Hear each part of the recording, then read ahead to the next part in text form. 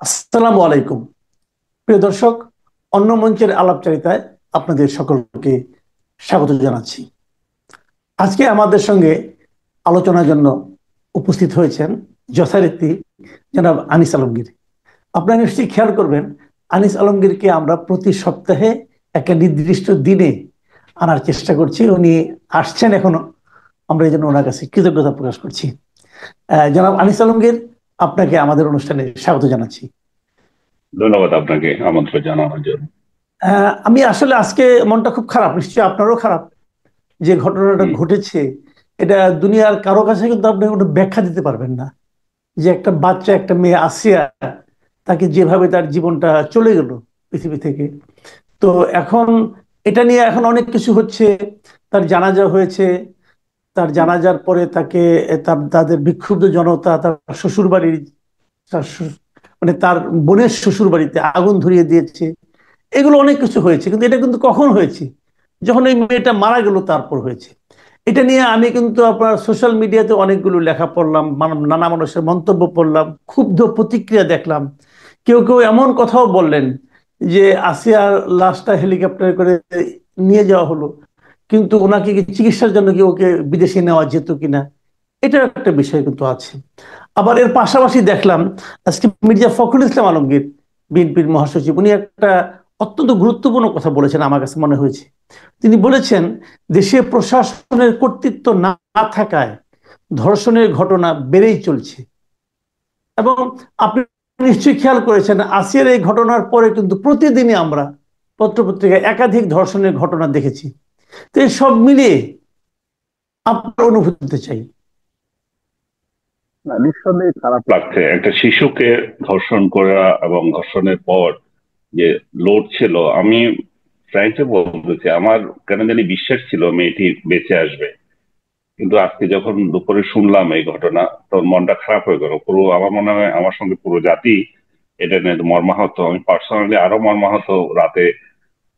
আমাদের আমার একটা প্রিয় শিক্ষক ঢাকা বিশ্ববিদ্যালয়ের ভিসি স্যার, উনি মারা গেছেন। উনিও আহত ছিলেন, যে কয়েকদিন হসপিটালে মানে ইয়ে ছিল, আপনার লাইফ সাপোর্টে ছিলেন এই মেয়েটির মতোই। তো দুইজনেরই আজকে এ, দুইজন ব্যক্তিগতভাবে আমার মন খারাপ আর কি, দুইজনের এই মৃত্যুতে। আর আপনি যেটা বলছিলেন, মির্জা ফখরুল ইসলাম যেটা বলেছেন যে এই প্রশাসনের অনুপস্থিতিতে মনে হয় যেন এই এই ধরনের ঘটনাগুলো বেড়ে গেছে। আসলে ধর্ষণ তো নতুন করে কিছু না, এগুলো আগেও ছিল, এখনো আছে, চলতে আছে। যেটা পজিটিভ দিক আমি যদি বলবো, যে এই খবরগুলো বেরিয়ে আসতেছে। হয়তো আগে ওইভাবে খবর বের হয় নাই, কেন বের হয় না আমি জানি না। খবর বের হয়ে আসছে এবং সরকারের তরফ থেকেও যথাযথ ভাবে এটা অ্যাকশন নেওয়া হচ্ছে। আসিয়ার ধর্ষণকারী যারা, তাদের বিরুদ্ধে যথাযথ অ্যাকশন নেওয়া হয়েছে। আরো দুই চারটা ঘটনা আপনি যেগুলোই শুনবেন সেগুলো নেওয়া হচ্ছে। এখন এগুলো একটা সুবিধা আছে যে এখন যেহেতু একটা নিরপেক্ষ বা ইন্টেরিয়াম গভর্নমেন্ট চলতেছে, তো এই সরকারের আমলে যে রাজনৈতিক দুর্বৃত্তরা যে হয়তো বলতে পারছেন না যে আসামিকে ছেড়ে দাও, পুলিশকে ম্যানেজ করো, এগুলো এগুলো যদি হচ্ছে না, তাতে করে এই ঘটনাগুলো বেশি করে বাইরে আসতেছে। তবে মির্জা ফখরুলের সাথে আমি দ্বিমত করে না, প্রশাসনিক বলবৎ আমাদের আছে, সেসব কারণে এগুলো আমার দৃষ্টিতে শুধু আইন করে হবে না। আইন করে এগুলো আসলে রক্ষা করা যায় না। আমাদের যে আইন আছে, সেই ধর্ষণের বিরুদ্ধে যে আইন, সেটা কিন্তু অনেক কঠিন আইন। কিন্তু এই কঠিন আইনে আমাদের 180 দিনের মধ্যে এটা আপনার দ্রুত বিচারের ব্যবস্থা আছে। এটা এনাফ একটা বিচার করার জন্য। কিন্তু আমাদের যে জিনিসটা আমরা আসলে জোর দিই না, সেটা হচ্ছে যে এই আইনের সুযোগ নিয়ে, এটা কোনো বয়স ভিত্তিক না থাকায় ধর্ষণের ভিকটিম যাদের, এই এবং সেখানে একটা লাইন যুক্ত করে দিয়েছে। আমি জানি না কোন সরকার আমলে এটা যুক্ত হয়েছে। এটা খালেদা জিয়ার আমলে এই আইনটা হয়েছিল, আর শেখ হাসিনার আমলে এখানে মৃত্যুদণ্ড যুক্ত হয়েছে। এই আইনটা নিয়ে আমি আমি নিজে খুবই উদ্বিগ্ন। আসলে আমরা কতটা মানে মানবতা বিরোধী এক এক ধরনের পদক্ষেপ নিয়ে নি আইনের সাজা, আইন প্রয়োগ করতে গিয়ে। যেমন এখন বলা হচ্ছে যে যারা ধর্ষণে অভিযুক্ত হবে তাদের কত ইয়ে হবে না আপনার, আহ তারা জামিন হবে কোনো না। জামিন হবে না। তো এইটাও তো আরেক ধরনের বিষয়, কারণ আপনি ধর্ষণের বিরুদ্ধে একটা মামলা করছেন, সে আসলে ধর্ষক কি ধর্ষক না, এটা তো বিচারের সুযোগ দিতে হবে, এটা তো জানার সুযোগ দিতে হবে। এখন আমি যেটা আগে বলতে চাচ্ছিলাম সেটা হচ্ছে এই আইনে একটা ক্লজ যুক্ত করে দেওয়া হয়েছে যে প্রেমের প্রলোভন দেখিয়ে যদি কেউ ধর্ষিত হয়, তাতে করে দেখা যাচ্ছে যে অনেক ব্যবসায়িক নারীরা এই সুযোগটা নিচ্ছে, তাদের কারোর সাথে প্রেম বিরহ চলছে, সেই সেই সুযোগ নিয়ে তারা এখন ধর্ষণের ইয়েটা নিচ্ছে। এখন একটা মেয়েকে আপনি কত বছর বয়সে আপনি ভুলায় ভালায় ইয়ে করতে পারেন, ধর্ষণ করতে পারেন, তার তো একটা সীমা থাকতে হবে। অন্যান্য দেশগুলোতে এটা সীমা আছে, ইন্ডিয়া, পাকিস্তান, চীন, সব দেশে এটা সীমা আছে, 12 বছর বা 15 বছর এগুলো আছে।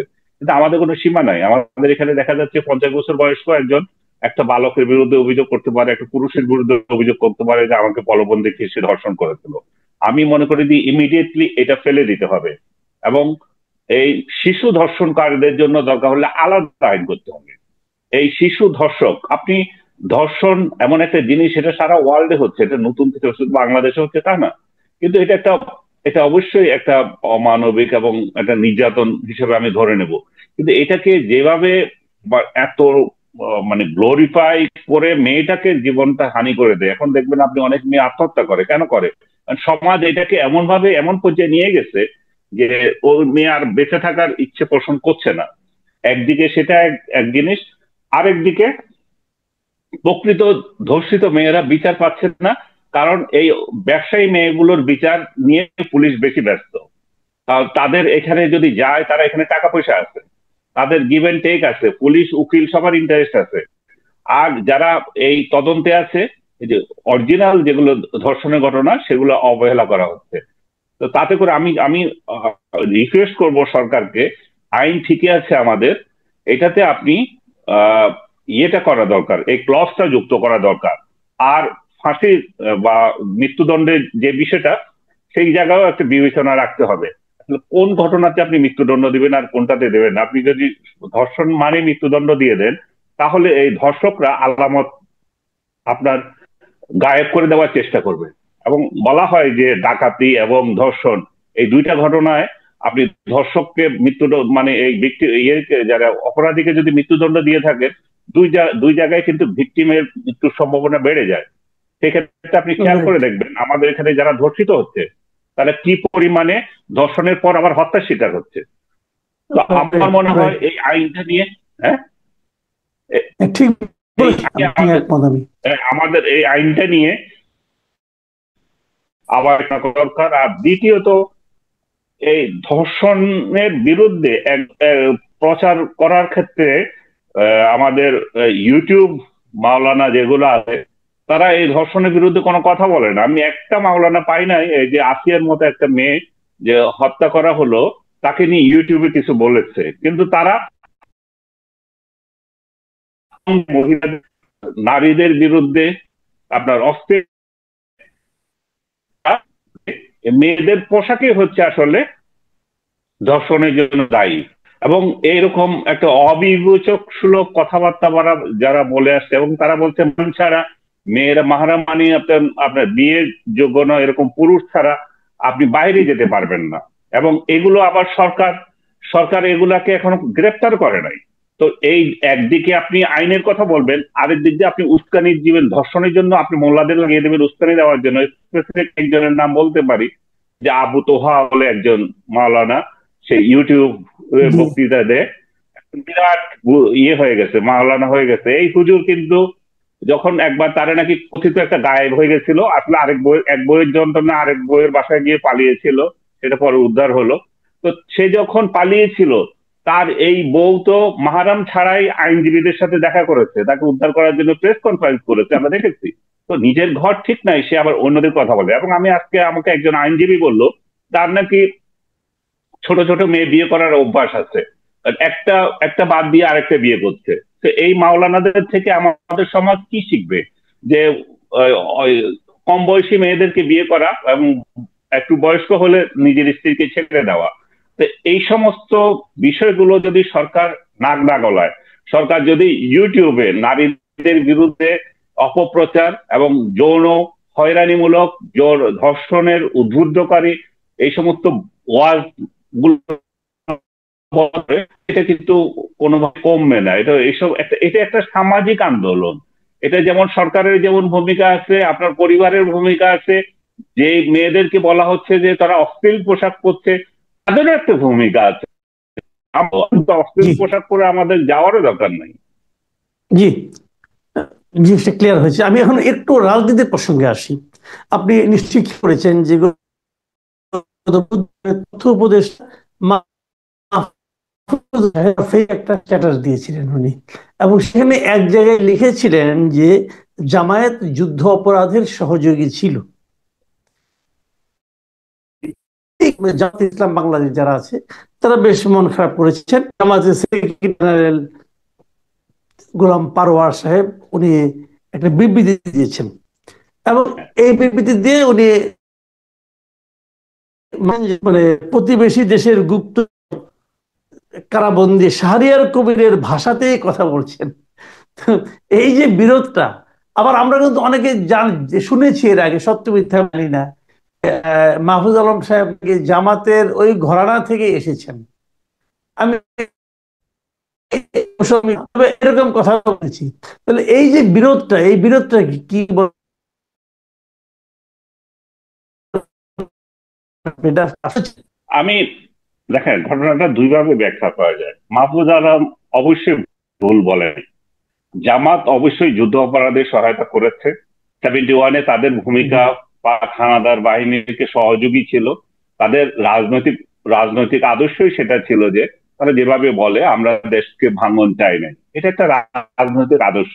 এখানে আমি আমি যদি মনে করি যে জামাত পাকিস্তান 71-এ যে বাংলাদেশ বিভক্তি চায় নাই কিংবা তাদের রাজনৈতিক অধিকার, এবং এখানে আমি কোনো ভুল দেখি না।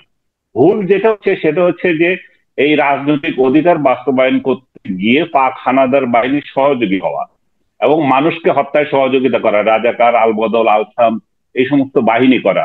দুঃখজনক হচ্ছে যে জামাত আজকে স্বাধীন দেশে একটা রাজনীতিতে যাচ্ছে, আমরাও তাদেরকে ওয়েলকাম করছি, কিন্তু তারা এর জন্য কোনো রিগ্রেট নাই, তাদের কোনো দুঃখ নাই। তারা কি করে একটা এরকম একটা স্বাধীন ক্ষমতায় যেতে চায় যেখানে ওই দেশটাকে তারা স্বীকার করে নাই, এখন স্বীকার করলেও যখন তাদের ভুল ত্রুটি হয়েছে সেগুলোর জন্য কোনো তত্ত্ব না, কোনো জাতির কাছে কোনো ক্ষমা চাচ্ছে না। আমি মনে করি জামাত যদি বাংলাদেশের রাজনীতিতে ক্ষমতার স্বপ্ন দেখে, তারা যদি দেশ শাসনের স্বপ্ন দেখে, তাহলে অবশ্যই তাদের এই রাজনৈতিক আহ, আহ, সিদ্ধান্ত নিয়ে আসা উচিত যে তারা 71 সালের ঘটনার জন্য ক্ষমা চাইবে। নতুবা তাদেরকে এই জাতি কখনোই রাষ্ট্র ক্ষমতায় বসাবে না। তারা সেই রাষ্ট্র ক্ষমতা ভোটের অধিকার, ভোট বাদ দিয়ে যদি অন্য কোনো পদ্ধতিতে যেতে চায়, যদি তারা মনে করে যে আমরা ইরান স্টাইলে বিপ্লব করে ক্ষমতায় যাব, তো করতে পারে, সেটা অন্য বিষয়। কিন্তু জনগণের মন পেয়ে, জনগণের ভোট পেয়ে যদি তাদেরকে ক্ষমতায় যেতে হয়, তাহলে 71-এর জন্য তারা দুঃখ প্রকাশ করতে হবে। এখন মাহফুজের কথাই বলি, মাহফুজ তো এটা সত্য কথা বলেছে, তার কোনো সন্দেহ নেই আমার। কিন্তু সরকারের একজন প্রতিনিধি হিসেবে, একজন উপদেষ্টা হিসেবে মাহফুজ এই ধরনের রাজনৈতিক বক্তৃতা দিতে পারেন কিনা, সেটা নিয়ে এখন প্রশ্ন থাকতে পারে। কারণ মাহফুজের নিরপেক্ষতা আমরা আশা করব। মাহফুজ অবশ্যই একটা অভ্যুত্থানের মাধ্যমে এসেছে ক্ষমতায়, একটা ছাত্র প্রতিনিধি হিসেবে এসেছে, সেটা যে আমরা ভুলে যাচ্ছি না। কিন্তু এটাও আবার মনে রাখতে হবে যে যেই যেই সরকারে তারা প্রতিনিধিত্ব করছে, জনগণ চাচ্ছে যে একটা নিরপেক্ষ নির্বাচন অনুষ্ঠানে তারা ভূমিকা রাখবে, এবং তাদের নিজস্ব নিরপেক্ষতা যদি না থাকে, তাহলে তাদের অধীনে যে একটা নিরপেক্ষ নির্বাচন হবে, সেটাও তো রাজনৈতিক দলগুলো আপত্তি করতে পারে, ইভেন জামাতও পারে। কিন্তু আমি মনে করি যে জামাতকে যেটা বলেছে সেটা যথার্থই বলেছে, কিন্তু তার অবস্থান থেকে এটা বলা সরকারের বিরুদ্ধে এখন অভিযোগ যেতে পারে। জি, আমি আপনার শেষ প্রসঙ্গে আসছি যে এই ডিসেম্বর মাসে নির্বাচনে হবে কি হবে না, এটা নিয়ে বিএনপির মধ্যে এক ধরনের শঙ্কা দেখা দিয়েছে, এক ধরনের দ্বিধা দেখা দিয়েছে, এবং তারা বলছে যে ওনারা বারবারই দাবি করছে যে যদি ডিসেম্বরে নির্বাচন হয় অথবা যখনই নির্বাচন হোক, সরকার যেন একটা রোড ম্যাপ ঘোষণা করে। এই রোড ম্যাপের কথা কিন্তু বিএনপির নেতৃবৃন্দ আরো কয়েক মাস আগে থেকেই বলে আসছে। তো আপনার কি মনে হয় রোড ম্যাপ ঘোষণা করলে সমস্যাটা কোথায়? সেটা হতে পারে ডিসেম্বর, হতে পারে জানুয়ারি, হতে পারে আরো পরে, কিন্তু রোড ম্যাপটা যদি ঘোষণা করে যে অমুক সময়ের মধ্যে আমরা এই কাজ করব, তারপরে তফসিল করব, এই যে রোড ম্যাপটা, এটা কেন সরকার ঘোষণা করতে দ্বিধা করছে, অথবা দেরি করছে, অথবা তাল বাহানা করছে? আমি জানি না কেন তালবাহানা করছে, তবে সাধারণ বিএনপি কেন, সাধারণ মানুষেরও প্রশ্ন। আমাকে আজকেও, আমি যখন জিমে গেলাম তখন একজন আহ, সচেতন ব্যক্তি আমাকে আপনি জানেন, আপনি সাংবাদিক হিসেবে আপনাকেও নানা জনে এইসব প্রশ্ন করে যে ভাই ইলেকশন কি হবে সত্যিকার অর্থে ডিসেম্বরে, আর এদের অধীনে নির্বাচন হবে কিনা, কার অধীনে হবে, আইন শৃঙ্খলা পরিস্থিতি কি, এটা একটু উন্নতি করা সম্ভব কিনা, তাহলে এরা যদি ব্যর্থ হয় তাহলে সেনাবাহিনী ক্ষমতা নেবে কিনা, এই সমস্ত কথাগুলো মানুষের মুখ থেকে আসে। তা আমি মনে করি যে সরকার অবশ্যই একটা রোড ম্যাপ দিয়ে দেওয়া উচিত। রাজনৈতিক দলগুলো তাতে তাদের প্রিপারেশন নিতে পারে, এই রোড ম্যাপ যদি থাকে, এবং প্রশাসন একটা প্রিপারেশন নিতে পারে, নির্বাচন কমিশন প্রিপারেশন নিতে পারে। প্রত্যেকেরই একটা প্রিপারেশন নেওয়ার প্রয়োজন আছে এখানে। যে রাজনৈতিক প্রার্থী যে জনসেবায় যাবে তারও একটা প্রিপারেশনের দরকার আছে। আমি যে জনপ্রতিনিধি হতে চাই, আমার মনে হয় সরকার এখানে তালবাহানা করা উচিত না। সরকারের যে সমস্ত বহিরাগত উপদেষ্টা আছে সেই উপদেষ্টাগুলোকে এটা বোঝানো উচিত। নানা কমিটি করে, সংস্কার কমিটি করে দিয়েছে, এগুলো এক বসে বসে সেকেন্ড, এক কাজ সেকেন্ড, বহিরাগত বহিরাগত উপদেষ্টা বলতে আপনি আসলে কি বোঝাচ্ছেন? বহিরাগত উপদেষ্টা মানে আমি বলতে চাচ্ছি যে সরকারের মধ্যে যে উপদেষ্টা ওগুলো না, তার বাইরেও তো বহু উপদেষ্টা তাদের আছে যেগুলো বিদেশি আচ্ছা, বিদেশি নাগরিকত্ব নিয়ে এখানে জ্ঞান বিতরণ করতে আসছে। তো এই আচ্ছা, আচ্ছা, নাগরিকত্ব বুঝলাম। নিয়ে জ্ঞান জ্ঞান বিতরণ করা লোকগুলোই হয়তো এই নির্বাচন পিছিয়ে দিতে চায়। কারণ তারা কোনো না হ্যাঁ, কোনো ভাবে ক্ষমতার স্বাদ পেয়ে গেছে এখন, তারা ক্ষমতা জি, উপভোগ করতে চায়। হ্যাঁ, এখন এইটা জি, তো বাংলাদেশের সবচেয়ে বড় সমস্যা। আপনি অন্যরে বলবেন যে ক্ষমতা ছাড়ে না, অবৈধভাবে ক্ষমতায় বসে আছে, আর নিজেরা অবৈধভাবে ক্ষমতায় বসলে সেটা যত লেংদি করা যায় সেই কৌশল খুঁজবে। তা আমার মনে হচ্ছে যে সরকারের উপর আমরা হতাশ না হই। সরকার যেভাবে চালাচ্ছে অনেক কিছু তো আমাদের পজিটিভ দিক আছে না।